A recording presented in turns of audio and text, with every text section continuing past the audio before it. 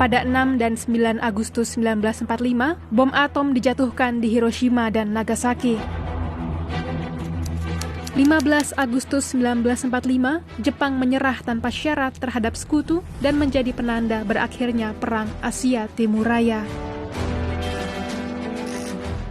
Memasuki tanggal 17 Agustus 1945 tengah malam, puluhan tokoh pemuda serta anggota PPKI telah berkumpul di rumah Laksamana Maeda.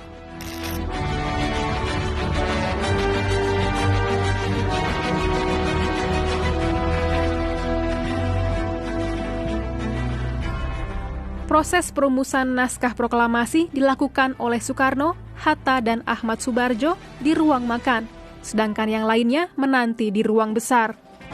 Yang merumuskan 3, Bung Karno pengen Bung Hatta yang mendikte, karena Bung Hatta ini yang paling tertib bahasanya kira-kira, ya kan? Ini bahasa politik ya kan?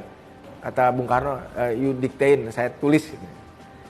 Mungkin ada coret-coret ya, ada Barjo juga di sini sama ikut nyaksin. Bertiga ini ngerumuskan. Setelah mereka rumuskan, mereka bacain. Sebetulnya ada kompromi juga. Jadi di kalangan mereka katanya gimana kalau kita ngikutin caranya deklarasi kemerdekaan Amerika gitu, di mana founding fathers-nya ikutan teken semua. Itu Bung Hatta tuh bilang teken semua yang sini lah, ayo. Wah, gue bingung kan, gini. Kemudian Soekarni datang dengan usul, udah yang teken berdua aja, tapi atas nama bangsa Indonesia, atas nama rakyat Indonesia. Ya udah disetujui. Nah, setelah tadi disepakati siapa yang harus menandatangani, apa saja yang harus diubah, dan akhirnya sudah sepakat. Nah, kemudian Bung Karno meminta kepada Sayuti Melik untuk mengetik naskah proklamasi dengan didampingi wartawan BM Dias. Ada permasalahan memang awalnya. Saat itu Maeda tidak memiliki mesin ketik dengan huruf Latin, punyanya huruf kanji, dan akhirnya ajudan Maeda berinisiatif meminjam ke markas Angkatan Laut Jerman. Mesin ketik milik Angkatan Laut Jerman itulah yang digunakan untuk mengetik naskah proklamasi. Waktu menunjukkan sudah masuk pukul 2 dini hari, sudah tanggal 17 Agustus 1945. Setelah kemudian selesai diketik, Sayuti Melik menyerahkan kepada Bung Karno dan Bung Hatta, dan kemudian Bung Karno dan Bung Hatta menandatangani di atas grand piano yang saat itu ada di rumah Maeda. Jadi proses penandatanganan naskah proklamasi di atas piano ini. Berbekal naskah yang telah ditandatanganinya, Soekarno memproklamasikan kemerdekaan Indonesia beberapa jam kemudian. Proklamasi dilakukan di kediamannya di Jalan Pegangsaan Timur yang berjarak hampir 2 km dari rumah Laksamana Maeda. Secara keseluruhan, rumah Maeda hanya digunakan selama 4 jam. Namun, 4 jam itulah yang turut menentukan nasib Indonesia sebagai sebuah negara. Peran Laksamana Maeda yang memfasilitasi perumusan naskah proklamasi mencuatkan pertanyaan mengenai sosoknya. Lalu, apa yang dilakukan oleh Maeda pada malam itu? Memang ada beberapa versi bahwa Maeda beristirahat di lantai atas, namun meminta ke stafnya seperti Shigeta dan Nishijima untuk mengawal peristiwa tersebut, dan Ibu Satsuki Mishima yang mempersiapkan kebutuhan seperti makan dan minumnya para tokoh yang sedang melakukan pertemuan di lantai bawah. Penampakan yang orang Jepang gitu ya, yang kemungkinan bisa dikesankan campur tangannya Jepang terhadap kemerdekaan Indonesia itu untuk sementara waktu memang nggak pernah disebutkan, sampai kemudian Shigeta dan Nishijima mengeluarkan satu memoir gitu.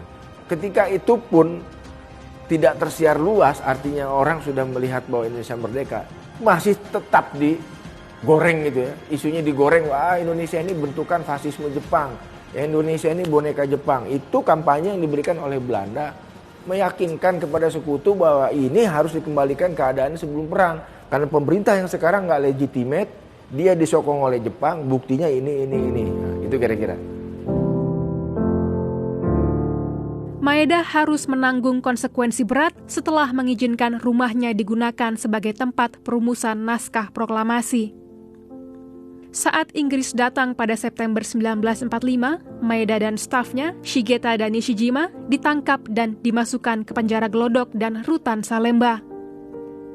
Setelah dipulangkan ke Jepang, Maeda dituduh membangkang.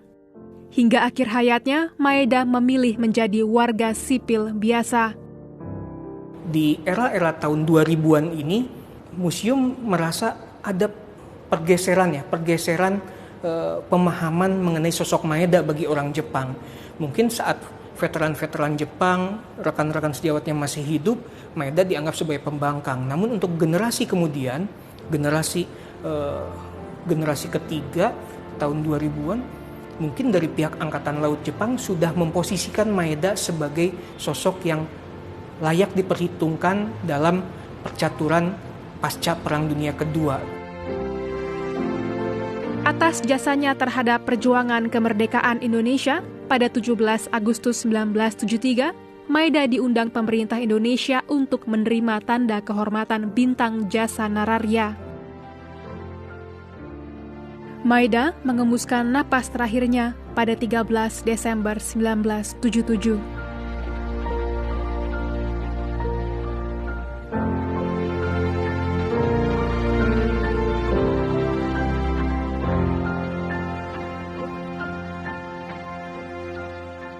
Semuanya seperti kayak belokan di sejarah gitu ya.